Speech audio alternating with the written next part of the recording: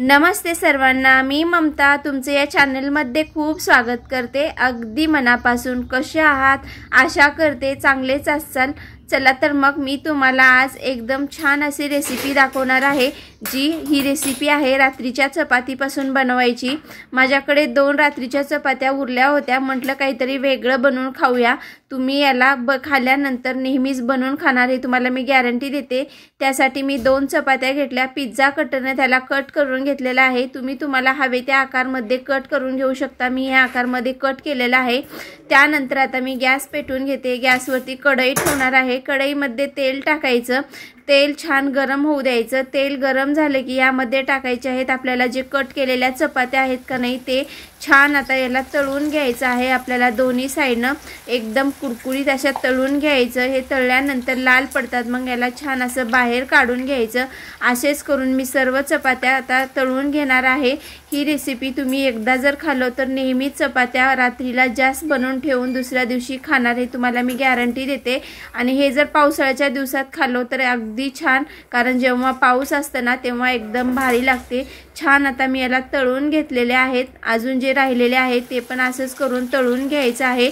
तोपर्यंत तुम्ही जर चॅनलवर नवीन असाल तर चॅनलला नक्की सबस्क्राइब करा। आधीच सबस्क्राइब असतं चॅनलला लाईक शेअर करायला विसरू नका। छान आता हे तळले गेलेले आहेत। सर्व चपात्या आता मी छान तळून घेतलेल्या आहेत। एका चाळणीमध्ये टाकलेल्या आहेत। चाळणीमध्ये टाकल्यामुळे त्यामधलं जे तेल आहे ना खाली प्लेटमध्ये निघून जाईल, म्हणून त्यासाठी मी चाळणी टाकून घेतलेला आहे। हे बघा एवढे चपात्या छान तळल्या गेलेल्या आहेत। आता यावरती आपल्याला टाकायचं आहे लाल तिखट, थोडंसंच टाकायचं, जास्त टाकायचं नाही। त्यानंतर अगदी थोडंसं चिमूटभर मीठ टाकून घ्यायचं आहे। तुम्ही बघू शकता मी किती कमी टाकत आहे। असं छान सगळ्यांवरती लाल तिखट आणि मीठ टाकून घेतलेलं आहे। आता याला अधिक चविष्ट बनवण्यासाठी अर्ध लिंबू घेतलेला आहे आणि ते लिंबू आहे ना आता यावरती छान असं आपल्याला पिळून घ्यायचं आहे। तुम्ही बघू शकता एकदम छान असं मी लिंबू पिळून घेत आहे।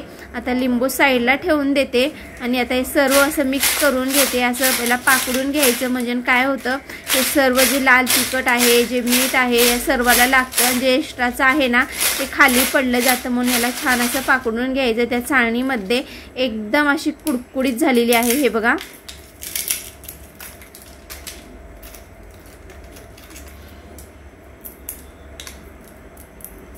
बघितलात का किती कुडकुडीत अशी आपली चपाती तयार आहे। चहा पण माझा तयार आहे। आता मी याला चहा सोबत छान एन्जॉय करणार आहे। बाहेर पाऊस आहे। चला तर मग तुम्हाला ही चपातीची रेसिपी कशी वाटली नक्कीच कळवा। आणि हो, चॅनलवर जर नवीन असतात तर चॅनलला नक्कीच सबस्क्राइब करा। आधीच सबस्क्राइब असतं चॅनलला लाईक शेअर करायला विसरू नका। तोपर्यंत आम्ही दोघं ही छान चपाती आणि चहा एन्जॉय करतो। बाय बाय, भेटू दुसऱ्या व्हिडिओमध्ये। हो घ्या हातात, घ्या ट्रे घ्या।